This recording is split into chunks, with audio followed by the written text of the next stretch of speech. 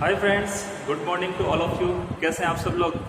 उम्मीद है आप सब लोग अच्छे होंगे और अब नए सेमेस्टर के नए ईयर के प्रिपरेशन भी आपने स्टार्ट कर दी होगी। तो फ्रेंड्स, इस नए सेशन में हम जो नया टॉपिक पढ़ने वाले हैं या फिर कहें सब्जेक्ट ही पढ़ने वाले हैं, तो हम पढ़ने वाले हैं डिप्लोमा के थर्ड ईयर का EE 307 code power system 2 subject. हाँ फ्रेंड्स, आपने सही सुना, पावर सिस्टम 2। और काफ़ी मज़ेदार और इंटरेस्टिंग सब्जेक्ट है। इसको पढ़ने में हमें काफ़ी प्रैक्टिकल चीज़ें हमको सीखने को मिलेगी। तो पावर सिस्टम एक्चुअली है क्या? अगर हम इसकी बात करें तो पावर सिस्टम 3 बेसिक कंपोनेंट से मिलकर बना हुआ है। और वो 3 बेसिक कंपोनेंट क्या है? वो बेसिक कंपोनेंट हैं generation of electrical power, second one is transmission of electrical power and third one is distribution of electrical power. अब हम बात करें कि इसकी नीड क्या है, इस ट्रांसमिशन की, जनरेशन की, डिस्ट्रीब्यूशन की नीड क्या है, क्यों हम ये सब कर रहे हैं, इलेक्ट्रिकल एनर्जी क्यों जनरेट कर रहे हैं, क्यों ट्रांसमिट कर रहे हैं, क्यों डिस्ट्रीब्यूट कर रहे हैं। तो फ्रेंड्स और डियर स्टूडेंट्स, आप सब जानते हैं कि हमारे घरों पर या किसी इंडस्ट्री में हमने देखा है कि इलेक्ट्रिकल एनर्जी काफ़ी वास्ट रोल है। इलेक्ट्रिकल एनर्जी काफ़ी जगह यूज़ हो रही है और इसको यूज़ क्यों कर रहे हैं बहुत ज़्यादा मात्रा में। आजकल तो हम इंडक्शन स्टोव ले आए हैं, और जैसे पहले हमारे पास स्टोव हुआ करता था जो पेट्रोमैक्स जिसको बोलते थे, जिससे हम खाना पकाने का काम करते थे, उसका रिप्लेस करके आज हम इलेक्ट्रिसिटी पे बेस्ड या फिर इलेक्ट्रिकल लोड जिसको हम इंडक्शन स्टोव बोलते हैं वो ले आए हैं, इंडक्शन केटली ले आए हैं। तो ये सब लोड है, सब इलेक्ट्रिकल एनर्जी से ही ऑपरेट होते हैं। तो इलेक्ट्रिकल एनर्जी से ही हम क्यों ऑपरेट करना चाहते हैं? हमारा फोकस मेनली इलेक्ट्रिकल एनर्जी को कंज्यूमर एंड पे यूज़ करने का क्यों है, यही हमको समझना है। उसके 2-3 कारण हैं जो इम्पोर्टेंट है, वो मैं आपको बता देता हूँ। उनमें से पहला है कि ये जो इलेक्ट्रिकल एनर्जी है वो काफ़ी क्लीन है। क्लीन वाई इलेक्ट्रिकल एनर्जी की अगर हम बात करें, वाई इलेक्ट्रिकल एनर्जी, तो अगर इसकी हम बात करें तो पहला ही पॉइंट में लेना चाहूंगा, ये क्लीन एनर्जी है। क्लीन एनर्जी का मतलब क्या हो गया कि no pollution and bad environmental effect, no bad environmental effect,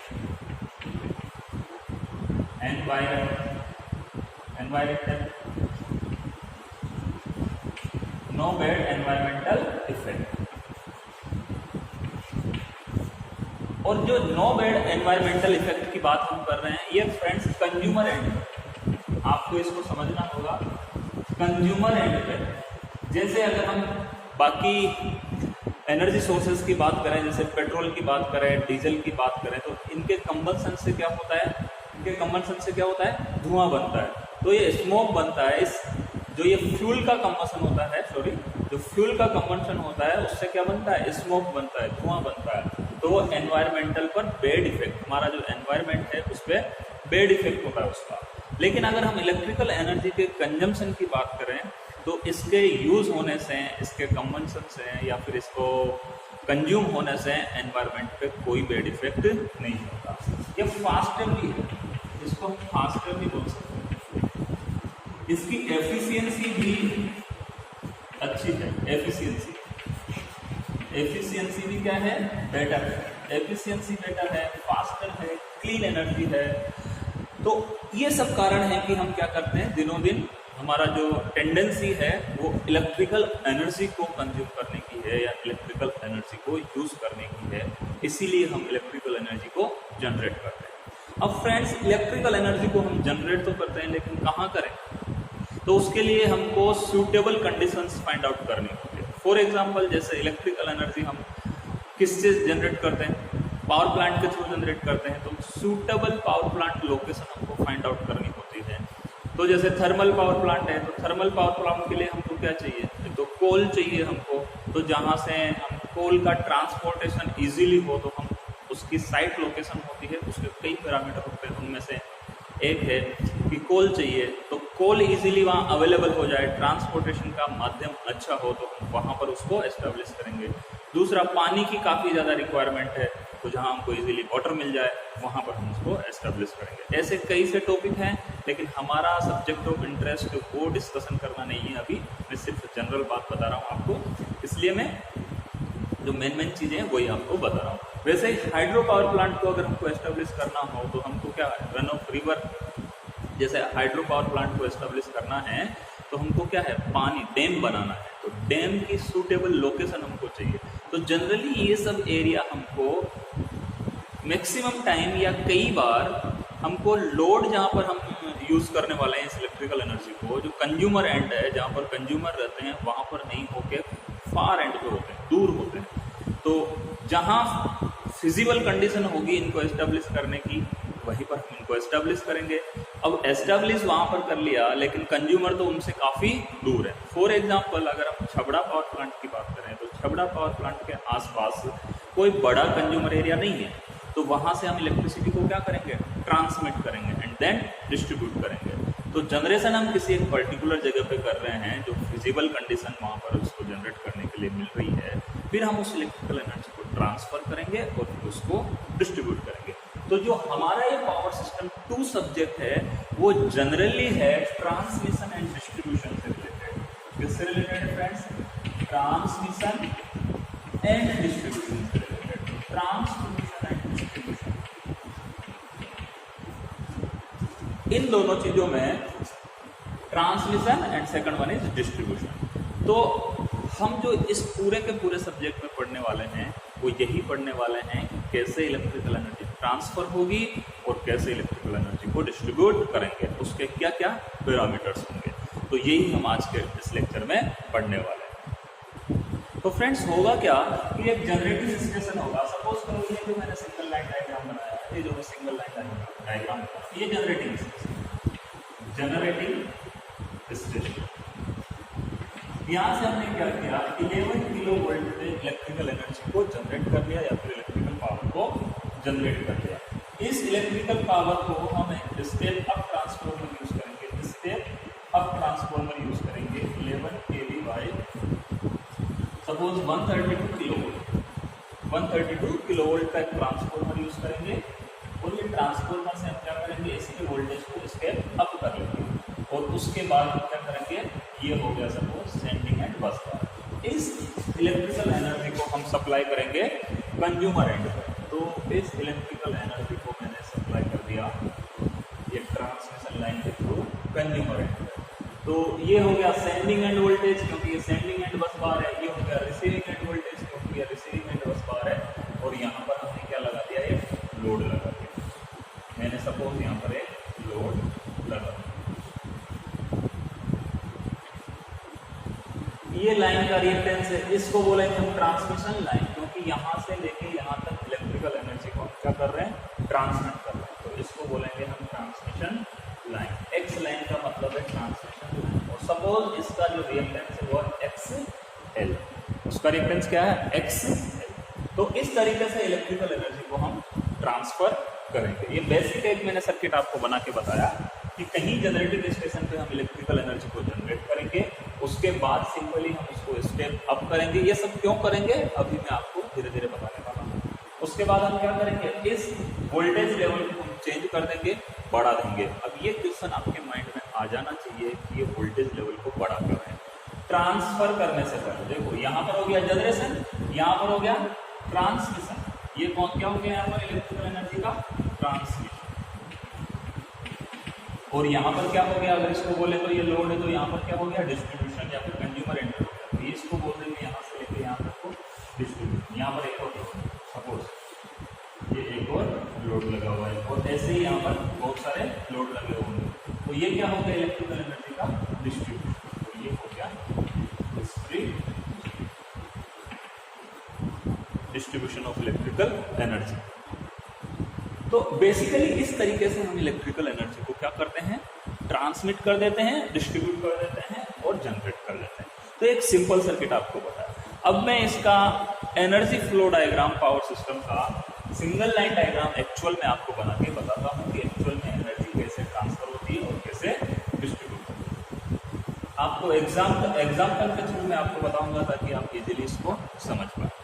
friends होता क्या है, मैं सिंगल लाइन डायग्राम बना रहा हूँ। तो होता क्या है कि हम इलेक्ट्रिकल एनर्जी को जनरेट कर लिए। सपोज ये जनरेटर है और इसको 11 किलो वोल्ट पे हमने क्या किया, जनरेट कर दिया। और जनरेट करने के बाद इस 11 किलो वोल्ट को हमने ट्रांसफार्मर के थ्रू स्टेप अप कर लिया। स्टेप अप ट्रांसफार्मर है, स्टेप अप ट्रांसफार्मर है, ये 11 किलो वोल्ट पे जनरेट किया और इसको ये 11 kilo volt by 132 kilo volt transformer से इसको स्टेप अप कर लिया। और उसके बाद हमने इसको क्या किया, ट्रांसफर किया। इसको क्या किया, ट्रांसफर किया। तो इसको बोलेंगे primary transmission, primary transmission, primary transmission. और ये इलेक्ट्रिकल एनर्जी कहां पर गई, ये गई रिसीविंग स्टेशन पे, इसको बोलेंगे रिसीविंग स्टेशन। अब ये होता क्या है, सपोज ये 11 kilo volt Kota thermal power plant पे जनरेट होती है और इसको हमको कहाँ भेजना है, जयपुर भेजना है। जो हम इलेक्ट्रिसिटी जनरेट कर रहे हैं कोटा थर्मल पावर प्लांट में 11 किलो वोल्ट पे, उसको हमको सेंड करना है, कहाँ पर भेजना है, जयपुर में। तो क्या करेंगे, कोटा में जनरेट हो गई 11 किलो वोल्ट और उसको step up transformer, suppose 11 kV by 132 kilo volt का ट्रांसफार्मर है, मतलब ये जो ट्रांसमिशन लाइन है वो 132 किलो वोल्ट की है। ये 400 किलो वोल्ट की भी हो सकती है या 765 किलो वोल्ट की भी हो सकती है। अभी हम मान के चल रहे हैं कि 132 किलो वोल्ट की है। तो इसको हम बोलेंगे primary transmission line, primary transmission line या प्राइमरी ट्रांसमिशन। अब इसको हम क्या करेंगे, कोटा से इलेक्ट्रिक पावर निकल गई, किसके थ्रू, कंडक्टर्स के थ्रू, जो आप ट्रांसमिशन लाइन देखते हैं उनके थ्रू। अब ये रिसीविंग स्टेशन कहाँ होता है फ्रेंड्स, ये रिसीविंग स्टेशन होता है outskirts of the city, city के बाहर होता है, आउटस्कर्ट्स ऑफ सिटी।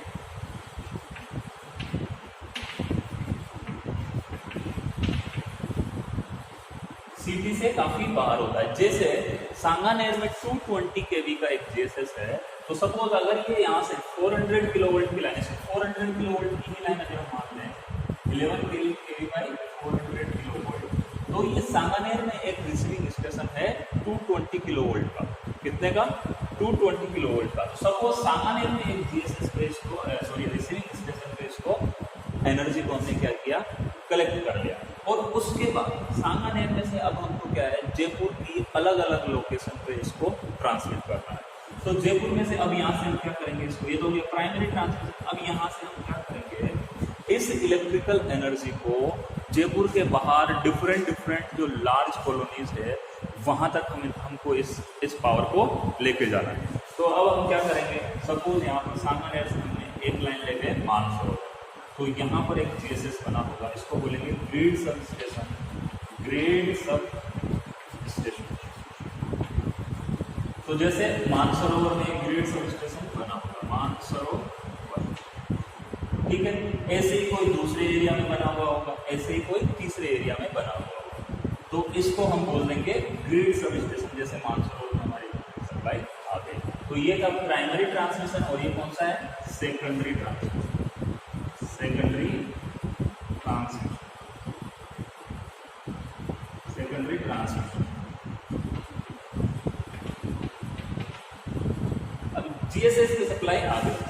जीएसएस का सप्लाई आने के बाद फ्रेंड्स होता क्या है, फिर अब हमको इसको क्या है, मानसरोवर एक बड़ी कॉलोनी है, अब उसमें डिफरेंट कॉलोनी में हमको सप्लाई को भेजना है। मानसरोवर में डिफरेंट कॉलोनीज है, विजय पथ, बहुत सारे पथ है, राजीव पथ, विजय पथ, जो भी पथ हैं, तो उन डिफरेंट कॉलोनीज में हमको इस सप्लाई को भेजना है।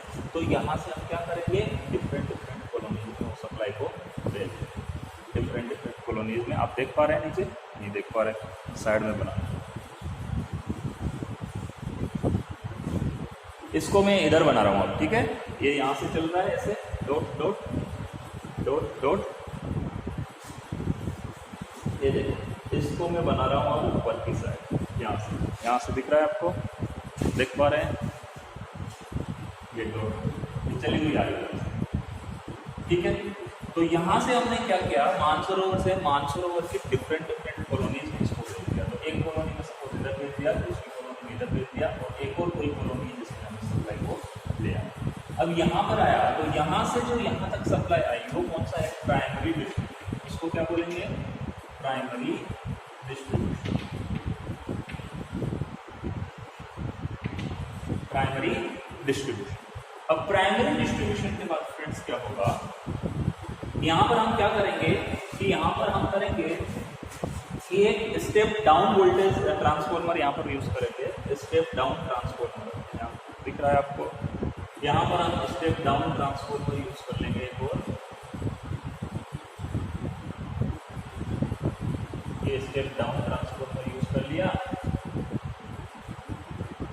और ये काम हो गई सप्लाई। सपोज करो यहाँ पर 400 किलो वोल्ट से यहाँ पर कितने पे आएगा। तो फ्रेंड्स इसमें मैंने थोड़ा करेक्शन किया है, कुछ ट्रांसफॉर्मर ऐड किए हैं। तो फ्रेंड्स देखो प्राइमरी ट्रांसमिशन में हमने क्या किया, 400 किलो वोल्ट पे पावर को ट्रांसफर कर दी। कहाँ से, ये सपोज कोटा स्टेशन है, तो कोटा से हमने कहाँ ट्रांसफर कर दी, सांगानेर के 220 केवी जीएसएस पे। तो ये जीएसएस कितने का है, 400/220 किलो वोल्ट का जीएसएस है। तो ये हमने सिटी के आउटस्कर्ट्स में एक रिसीविंग स्टेशन बना रखा है जो पावर ट्रांसफर करके आई है उसको कलेक्ट करने के लिए। तो वहां पर हमने यहाँ पर पावर कलेक्ट कर ली। जो जनरली जो रिसीविंग स्टेशन होंगे वो सिटी से काफी दूर होंगे। तो आपने देखा होगा जयपुर से सांगानेर पहले काफी दूर हुआ करता था, आजकल तो सांगानेर जयपुर सब एक ही हो गया है। इसीलिए रिसीविंग स्टेशन को क्या करते हैं, क्योंकि ये लार्ज वोल्टेज रेटिंग के होते हैं, तो सर्किट ब्रेकर जो भी इसके डिवाइसेस है वो भी हायर पावर रेटिंग की होती है। तो इसको जनरली डेंसली पॉपुलेटेड या पॉपुलेटेड एरिया से दूर ही रखते हैं। और दूर क्यों रखते हैं, because of safety purpose, safety purpose के हिसाब से इसको दूर रखते हैं। तो यहाँ पर हमने पावर कलेक्ट कर लिया, इसको यहाँ से यहाँ तक जो इलेक्ट्रिसिटी ट्रांसफर हुई उसको हमने बोला प्राइमरी ट्रांसमिशन। फिर हमने क्या किया, इस 220 केवी से जयपुर की डिफरेंट जैसे एक वैशाली नगर, एक मानसरोवर, एक मालवीय नगर, ट्रांसपोर्ट नगर, तो ये बड़े बड़े एरियाज है, उन बड़े बड़े एरियाज में हमको पावर सप्लाई पहुंचानी है। तो उसके लिए हमने क्या किया, एक 220 केवी की लाइन अलग अलग जगह पहुंचा दी। तो सपोज मैंने यहाँ से मानसरोवर पहुंचा दी, वैसे ही यहाँ से कोई ट्रांसपोर्ट नगर में जा रही होगी, वैसे यहाँ से जगतपुरा में जा रही होगी, वैसे ही यहाँ से कहीं मालवीय नगर में जा रही होगी, डिफरेंट लोकेशन पर हमने इसको पहुंचा दिया। तो यहाँ पर हमने क्या किया, इस 220 किलो वोल्ट को 132 किलो वोल्ट में कन्वर्ट कर दिया। तो ये जो मानसरोवर में स्टेशन होगा जनरेटिंग स्टेशन, तो वो आपको मिलेगा जनरली 132 किलो वोल्ट का। वैसे ही यही ट्रांसमिशन लाइन सपोज करो हमने सीतापुरा में पहुंचा दी, तो वहां पर आपको जीएसएस जनरली मिलेगा 132 किलो वोल्ट का। अब क्योंकि कुछ होता है इंडस्ट्रियल एरिया, कुछ होता है डोमेस्टिक एरिया और कुछ होता है कमर्शियल एरिया। तो डोमेस्टिक में तो क्या होता है, जो घरेलू जहां पर जनरली पॉपुलेशन रहते हैं, जहां लोग घर बना के रहते हैं, उस एरिया को हम बोलते हैं डोमेस्टिक एरिया। कुछ है कमर्शियल एरिया, जहां पर कॉलेजेस होंगे, हॉस्पिटल्स होंगे, इस तरह की जो चीजें होंगी उसको हम बोलेंगे कमर्शियल एरिया। और तीसरा स्कूल, कॉलेज, हॉस्पिटल वगैरह जहाँ भी होंगे उसको हम बोलेंगे कमर्शियल एरिया। तीसरा होता है इंडस्ट्रियल एरिया, जैसे सीतापुरा इंडस्ट्रियल एरिया। तो सीतापुरा इंडस्ट्रियल एरिया में, क्योंकि इंडस्ट्रियल एरिया में बड़ी बड़ी इंडस्ट्रीज होती है, तो उनकी कई मशीन्स 132 किलो वोल्ट पे भी वर्क करती है। हाई पावर रेटिंग है, हाई पावर रेटिंग की है। तो यहाँ से अगर सपोज करो कोई पावर लाइन, सांगानेर से कोई पावर लाइन इंडस्ट्रियल एरिया में जाती है, तो वो उस एनर्जी को 132 किलो वोल्ट पे ही कंज्यूम कर लेंगे। लेकिन क्या हमारे घरों में 132 किलो वोल्ट की कोई डिवाइस होती है?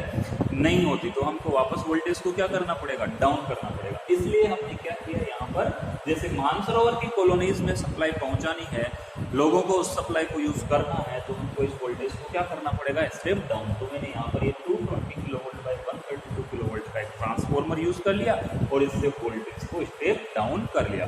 अब मानसरोवर में भी बहुत सारी कॉलोनीज है, जैसे मैंने पहले बताया, विजय पथ, कोई दूसरे पथ, तो वहां से अब फिर डिफरेंट पथ में डिफरेंट लाइनें चली गई है। किसी एक्स में चली गई, ये किसी वाई में चली गई और ये किसी जेड कॉलोनी में आ गई। तो जेड कॉलोनी में अब फिर हमने क्या कर लिया, इसको 132 किलो वोल्ट से 11 किलो वोल्ट पे कन्वर्ट कर लिया। तो और जो छोटी कॉलोनी में आप पहुंचेंगे तो वहां पर आपको 132 किलो वोल्ट के छोटे स्टेशन आपको मिल जाएंगे। तो यहां से हमने क्या कर लिया, इसको 132 किलो वोल्ट में, ये स्टेशन नहीं बोलेंगे इसको फ्रेंड्स,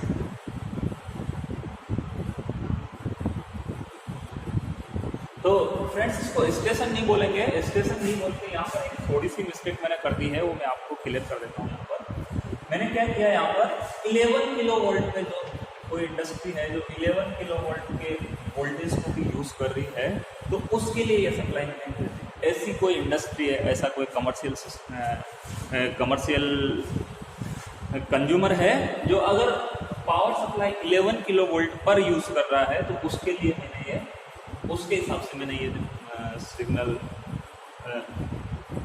सिंगल लाइन डायग्राम उसके अकॉर्डिंग बना दिया। तो कोई दिक्कत नहीं है, यहाँ पर कोई कंज्यूमर होगा अगर 11 किलो वोल्ट का पावर सप्लाई को यूज़ करने वाला, तो ये उसको भेज देंगे। इंस्टेड ऑफ हम क्या करेंगे, अगर हम डोमेस्टिक कंज्यूमर के हिसाब से अगर इसको कंसिडर करें, ध्यान से सुनिए, डोमेस्टिक कंज्यूमर के हिसाब से अगर हम इसको कंसिडर करें, तो यहाँ पर हम 220 किलो वोल्ट को इस जीएसएस से, जो ग्रिड सब स्टेशन है, इसको 220 किलो वोल्ट से डायरेक्ट कितने पे कन्वर्ट कर लेंगे, 11 किलो वोल्ट। देखो ये डोमेस्टिक कंज्यूमर के हिसाब से, अगर डोमेस्टिक कंज्यूमर के हिसाब से अगर इसको कंसिडर करें, तो इस 132 किलो वोल्ट को दिख नहीं रहा है, 11 किलो वोल्ट पे कन्वर्ट कर लेंगे। अब यहाँ से हम क्या करेंगे, 11 किलो वोल्ट में ये सप्लाई आ रही है, प्राइमरी डिस्ट्रीब्यूशन 11 किलो वोल्ट पे। अब हमको क्या है, इस ट्रांसफार्मर की जरूरत नहीं, इस केस में हमको इस ट्रांसफार्मर की जरूरत नहीं पड़ेगी, क्योंकि यहाँ से 11 किलो वोल्ट की सप्लाई आ रही है। अब ये यहाँ से सीधी लाइन चली जाएगी, क्योंकि 11 किलो वोल्ट की लाइन आ रही है, तो 11 किलो वोल्ट की सप्लाई यूज करेंगे। अब ये हो गया प्राइमरी डिस्ट्रीब्यूशन। उसके बाद हमको क्या चाहिए फ्रेंड्स, कि हम जो यूज़ करते हैं सप्लाई को, तो हमारे घरों के बाहर से जो लाइन जारी होती है वो जनरली कितने वोल्ट की होती है, 400 वोल्ट। तो इस 11 किलो वोल्ट को इसमें कन्वर्ट करना है 400 वोल्ट। तो प्राइमरी डिस्ट्रीब्यूशन के बाद ये यहाँ से लेके यहाँ तक का प्राइमरी डिस्ट्रीब्यूशन, ये सारा का सारा कौन सा है, प्राइमरी डिस्ट्रीब्यूशन। यहाँ तक जहाँ तक ये ट्रांसफॉर्मर है वहाँ तक ये क्या है, प्राइमरी डिस्ट्रीब्यूशन। अब उसके बाद क्या करेंगे हम, 11 किलो वोल्ट की सप्लाई को 400 वोल्ट में कन्वर्ट कर देंगे। तो हमने ये 11 किलो वोल्ट की सप्लाई को क्या किया, 400 वोल्ट में कन्वर्ट कर दिया। तो हमारे घरों के बाहर से जो लाइन जारी होती है जनरली, वो कौन सा डिस्ट्रीब्यूशन नेटवर्क होता है, सेकेंडरी डिस्ट्रीब्यूशन नेटवर्क। तो ये 400 वोल्ट की लाइन है, और इसको हम बोल देंगे सेकेंडरी डिस्ट्रीब्यूशन, सेकेंडरी डिस्ट्रीब्यूशन। ये हो गया सेकेंडरी और डिस्ट्रीब्यूशन। इसके बाद क्या करेंगे, 400 वोल्ट के जो 3 फेज 4 वायर लाइन जाती है, तो यहाँ से हम इसको डिफरेंट लोड पर यूज, डिफरेंट कंज्यूमर होंगे या फिर लोड लगेगा, वो इस इलेक्ट्रिकल सप्लाई को यूज करते हैं। तो 2 फेज का अगर वोल्टेज निकालेंगे, 2 फेज के बीच का वोल्टेज बोलते हैं, तो वो 400 वोल्ट मिल जाएगा।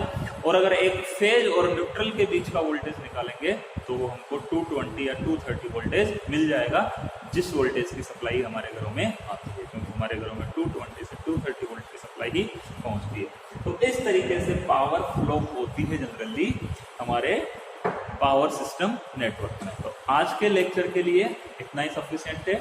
नेक्स्ट लेक्चर में हम ये सब देखेंगे 11 किलो वोल्ट पे की पावर जनरेट क्यों किया, फिर इस पावर को हमने ट्रांसफर किया एट ए हायर वोल्टेज पे, 400 kilo volt, 765 kilo volt, 132 kilo volt. तो हायर वोल्टेज में हमने इसको क्यों ट्रांसफर किया, ये भी हम नेक्स्ट लेक्चर में देखेंगे।